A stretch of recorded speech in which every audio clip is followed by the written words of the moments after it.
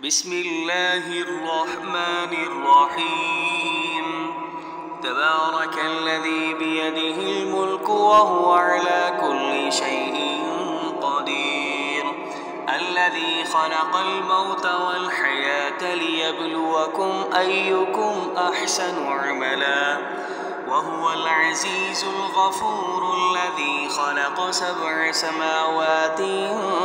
طباقا ما ترى في خلق الرحمن من تفاوت فارجع البصر هل ترى من فطور ثم ارجع البصر كرتين ينقلب إليك البصر خاسئا وهو حسير ولقد زينا السماء الدنيا بمصابيح وجعلناها رجوما للشياطين وأعتدنا لهم عذاب السعير وللذين كفروا بربهم عذاب جهنم وبئس المصير إذا ألقوا فيها سمعوا لها شهيقا وهي تفور تكاد تميز من الغيظ كلما ألقي فيها فوج سألهم خزنتها ألم يأتكم نذير قالوا بلى قد جاءنا نذير فكذبنا وقلنا ما نزل الله من شيء إن أنتم إلا في ضلال كبير وقالوا لو كنا نسمع أو نعقل ما كنا في أصحاب السعير فاعترفوا بذنبهم فسحقا لأصحاب السعير إن الذين يخشون ربهم بالغيب لهم مغفرة وأجر كبير وأسروا قولكم أو اجهروا به إنه عليم بذات الصدور ألا يعلم من خلق وهو اللطيف الخبير هو الذي جعل لكم الأرض ذلولا فامشوا في مناكبها وكلوا من رزقه وإليه النشور أأمنتم من في السماء أن يخسف بكم الأرض فإذا هي تمور أم أمنتم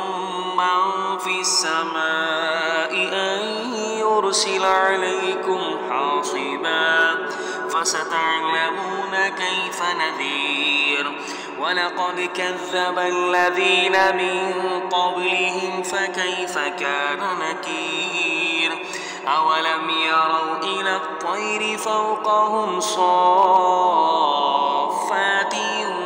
ويقبضن ما يمسكهن إلا الرحمن إنه بكل شيء بصير أمن هذا الذي هو جند لكم ينصركم من دون الرحمن إن الكافرون إلا في غرور أمن هذا الذي يرزقكم إن أمسك رزقا بل لجوا في عتو ونفور أفمن يمشي مكبا على وجهه أهدى أمن يمشي سويا على صراط مستقيم